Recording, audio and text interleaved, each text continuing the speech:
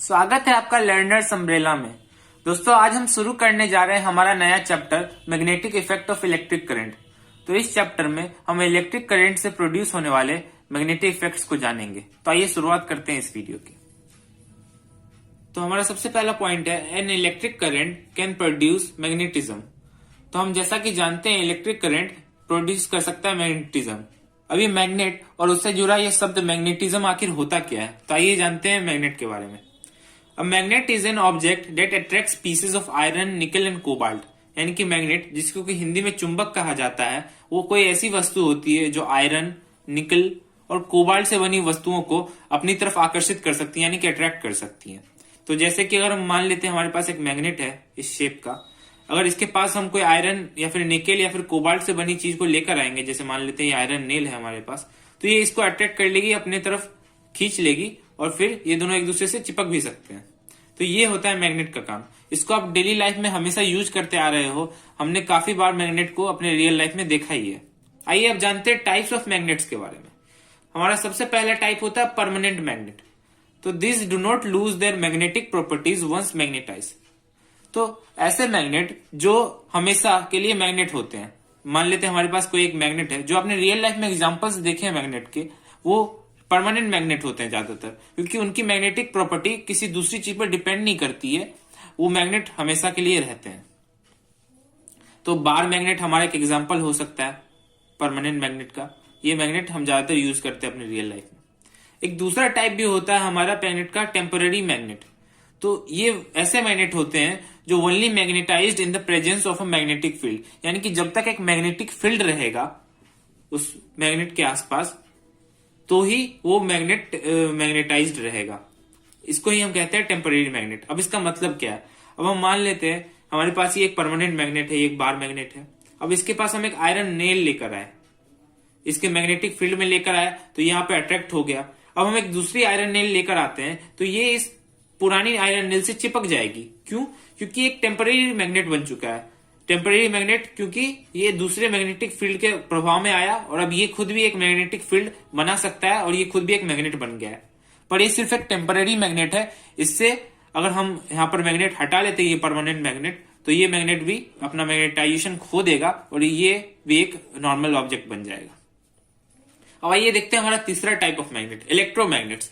दोस्तों, ये काफी इंपॉर्टेंट टाइप ऑफ मैग्नेट होते हैं जो कि हम अपने ज्यादातर इलेक्ट्रॉनिक सामान में यूज करते हैं। तो आइए देखते हैं इसका डेफिनेशन क्या होता है। It consist of a coil of wire wrapped around an iron core. When it is exposed to an electric current it behaves as a magnet. यानी कि दोस्तों, इस टाइप के मैग्नेट्स में हमें एक वायर का कॉइल देखने को मिलता है। एक बहुत बड़ा वायर का कॉइल होता है। अगर हम उसमें करंट फ्लो कराएं, करंट, इलेक्ट्रिक करंट अगर फ्लो कराते हैं, तो उसकी मदद से वो अपने इर्द गिर्द एक मैग्नेटिक फील्ड बना लेता है, जिसकी मदद से वो दूसरी चीजों को, ऑब्जेक्ट को अट्रैक्ट कर पाता है, आयरन, निकल और कोबाल्ट को। आइए देखते हैं अब मैग्नेट्स की कुछ इंपॉर्टेंट प्रॉपर्टीज। हमारी सबसे पहली प्रॉपर्टी होती है the two ends of a magnet are known as poles. Magnetic force is maximum at this poles. यानी कि हम मान लेते हैं हमारे पास एक मैग्नेट है इस शेप का, इसे हम बार मैग्नेट कहते हैं। ये क्यूबॉइडल शेप का होता है, जो कि हमें देखने में रेक्टेंगुलर लग रहा है, इसे हम बार मैग्नेट कहते हैं।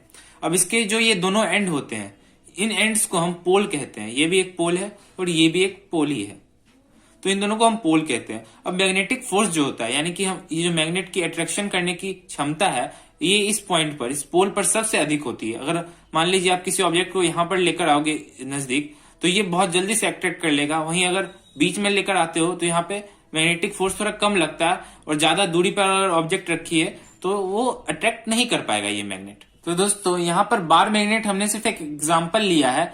यहाँ पर और भी कोई मैग्नेट होता तो उसके पास भी पोल्स हो सकते हैं, भले वो किसी भी शेप का हो सकता है, वो एक सर्कुलर शेप का भी हो सकता है। और यहाँ पर भी नॉर्थ और साउथ पोल, यानी कि दो पोल्स डिफाइन होंगे और इनको अभी हम नहीं जानेंगे, बस हमें इतना जानना है कि किसी भी मैग्नेट के पास दो पोल्स होते हैं। आइए देखते हैं हमारी दूसरी property. When a magnet is freely suspended it always points toward north south direction. Pole pointing towards geographic north is called north pole and the pole pointing towards geographic south is called south pole। यानी कि अगर हम एक magnet ले लें, मान लेते हैं अभी हमारे पास जो एग्जांपल है बार मैग्नेट का, तो हमने इसे उठाया और ऐसे ही कहीं पर रख दिया ताकि इसके ऊपर कोई दूसरा मैग्नेटिक फील्ड, यानी कि कोई दूसरा मैग्नेट इस पे एक्ट ना करे।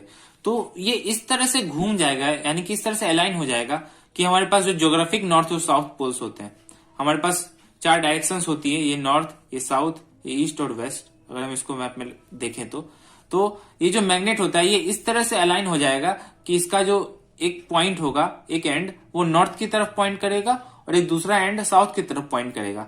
तो जो एंड नॉर्थ की तरफ पॉइंट करता है उसे हम नॉर्थ पोल कहते हैं, ये मैग्नेटिक नॉर्थ पोल होता है। और जो एंड साउथ की तरफ पॉइंट करता है उसे हम साउथ पोल कहते हैं। यानी कि किसी भी मैग्नेट के पास दो पोल्स होते हैं जिनको हम नॉर्थ और साउथ पोल्स कहते हैं। ये काफी इंपॉर्टेंट प्रॉपर्टी होती है किसी भी मैग्नेट के लिए। आइए देखते हैं हमारी तीसरी प्रॉपर्टी।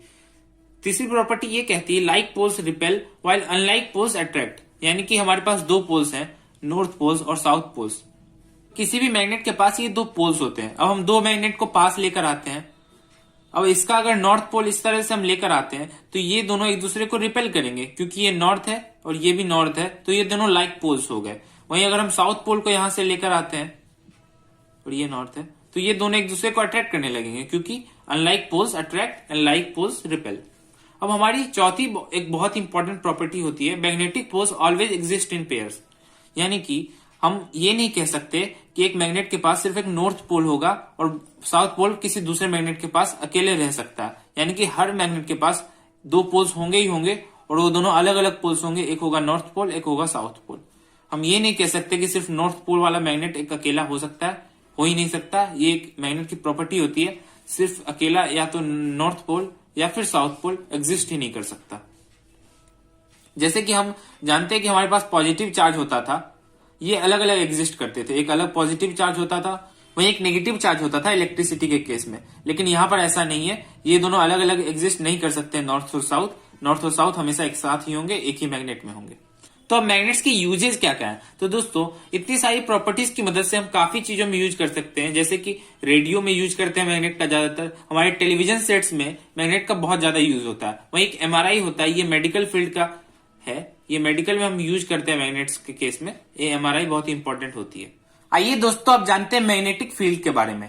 हमने हमारे पिछले चैप्टर यानी कि इलेक्ट्रिसिटी में इलेक्ट्रिक फील्ड का कॉन्सेप्ट पढ़ा था। ये मैग्नेटिक फील्ड का कॉन्सेप्ट भी काफी मिलता जुलता है। तो आइए इसे शुरुआत करते हैं। The space surrounding a magnet in which magnetic force is exerted by the magnet. यानी कि मैग्नेटिक फील्ड किसी भी मैग्नेट के अराउंड एक रीजन होता है चारों तरफ, जहां पर इस मैग्नेट का प्रभाव होता है। यानी कि ये मैग्नेट अट्रैक्ट या रिपेल कर सकता है किसी दूसरी ऑब्जेक्ट को। तो magnetic field has both direction and magnitude. यानी कि मैग्नेटिक फील्ड के पास एक मैग्नीट्यूड तो होगा ही। मैग्नीट्यूड होता है किसी भी नंबर, यानी कि अगर ये किसी ऑब्जेक्ट पे फोर्स लगा रहा है, मान लेते हैं 5 न्यूटन का फोर्स लगा रहा है, तो ये 5 न्यूटन हमारा मैग्नीट्यूड कहलाता है ना। और डायरेक्शन कहने का मतलब एक स्पेसिफिक डायरेक्शन में ही ये फोर्स लगेगा। अब मान लेते हैं हमारे पास ये एक मैग्नेट है और हमने एक दूसरी आयरन नेल को इसके पास लेकर आए, तो अब इस पे ऐसा फोर्स लगेगा F डायरेक्शन में। तो मैग्नेटिक फील्ड की डायरेक्शन ये इस तरह से होगी कि इस आयरन नेल पर एक फोर्स लगेगा इस तरह से, और उस फोर्स की डायरेक्शन ही हमारी फील्ड की डायरेक्शन होगी। अब आइए देखते हैं डायरेक्शन को कैलकुलेट कैसे किया जाता है। Its direction can be calculated by keeping a compass at the given point and observing the direction in which the north pole of the compass needle points. यानी कि अगर हम एक कंपास ले लें, जो कि वेल नोन ऑब्जेक्ट है, हमारे फोन में भी होती है, हर जगह होती है कंपास। तो इस कंपास में एक नीडल होती है जिसके पास नॉर्थ पोल और साउथ पोल दोनों होते हैं, क्योंकि एक मैग्नेटिक नीडल होती है। तो ये जो नीडल है ये जिस डायरेक्शन में जाकर पॉइंट करेगी, इसका नॉर्थ पोल जिस डायरेक्शन में पॉइंट करेगा, अगर मान लेते हैं हम इस कंपास को लेकर आते हैं इस मैग्नेट के पास, अब ये जिस डायरेक्शन में इसका नॉर्थ पोल पॉइंट करेगा वही डायरेक्शन होगी हमारे मैग्नेटिक फील्ड की। तो दोस्तों ये था हमारा इंट्रोडक्शन वीडियो हमारे नए चैप्टर यानी कि magnetic effect of electric current का। मैं आशा करता हूं आपको ये वीडियो पसंद आया होगा। अगर आपको ये वीडियो पसंद आया हो तो आप इसे लाइक करें और हमारे चैनल को जरूर से जरूर सब्सक्राइब करें। धन्यवाद दोस्तों आपका ये वीडियो देखने के लिए।